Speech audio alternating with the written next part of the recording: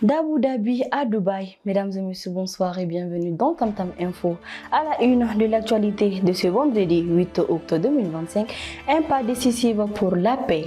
La Charte nationale pour la paix et la réconciliation a été adoptée à l'unanimité par le Conseil national de transition. L'affaire des trois artistes devant la justice, Baba Nikone, Mariamba et Bigini Baraga, ont comparu hier. Leur sort sera décidé le 28 octobre.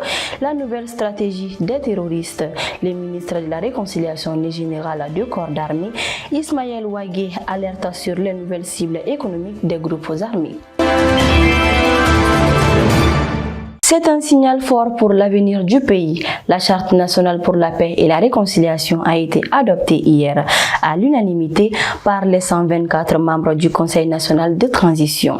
Porté par le ministre en charge de la réconciliation, le général Ismaël Ouagé, ce texte fruit du mois de consultation sera promulgué dans les prochains jours par le président de la transition.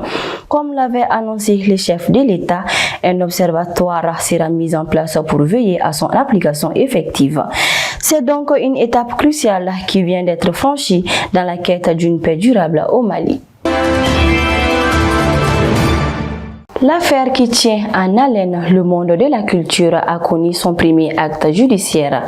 Les artistes Mariamba et Bigini Baraga ont comparu devant le tribunal du pôle de lutte contre la cybercriminalité. Poursuivis pour injures réciproques et atteinte aux mœurs, les trois chanteuses ont exprimé leurs regrets.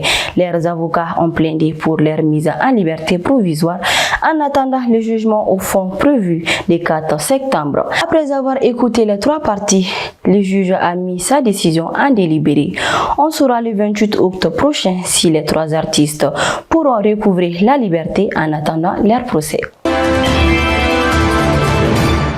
Sur le plan sécuritaire, le gouvernement alerte sur un changement de tactique des groupes terroristes lors d'une rencontre avec les leaders religieux de la communauté Peul. Le ministre de la Réconciliation, le général de corps d'armée Ismaël Ouagé, a révélé que les terroristes ciblent désormais les unités industrielles, les axes de transport et les sociétés minières. Le but, selon le ministre, est d'asphyxier l'économie et de perturber la vie des populations. Il a également fermement dénoncé les manipulations visant à faire croire à une guerre de religion ou contre une communauté spécifique, affirmant que les terroristes agissent pour leurs propres intérêts, téléguidés par des acteurs externes. Face à la menace sécuritaire, le développement continue. La 31e édition de la campagne de reboisement a été lancée ce mercredi à Ménaka sous le thème « Reboiser pour restaurer les terres et lutter contre la désertification ». Le coup d'envoi a été donné par le représentant du gouverneur qui a procédé à la plantation symbolique du premier arbre dans la cour du centre de santé des références. Des dizaines d'autres plantes ont ensuite été mises en terre par les responsables locaux et les élèves des clubs écologiques, un geste d'espoir pour l'environnement et l'avenir de la région. Et pour terminer, le point météo complet de la semaine. À Bamako, la semaine s'annonce largement nuageuse avec des averses et des orages par moment. Les températures maximales tourneront autour de 30 à 31 degrés. Du côté de Sigasso, on garde un profil humide avec une alternance de nuages et de soleil et plusieurs passages pluvieux, surtout au milieu des semaines. Kai restera chaude mais instable avec des nuages et des orages épars la plupart des jours et un risque de coups d'orage localisés.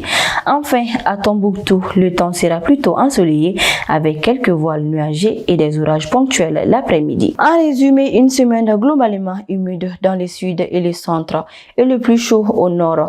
Pensez donc à adapter vos déplacements en fonction des développements orageux. C'est la fin de ce journal. Merci de votre fidélité sur Tam Tam TV. Nous vous laissons sur cette parole de l'écrivain nigérien Ben Okri. La chose la plus difficile au monde est de simplifier sa propre vie. L'actualité, elle continue sur l'ensemble de nos plateformes.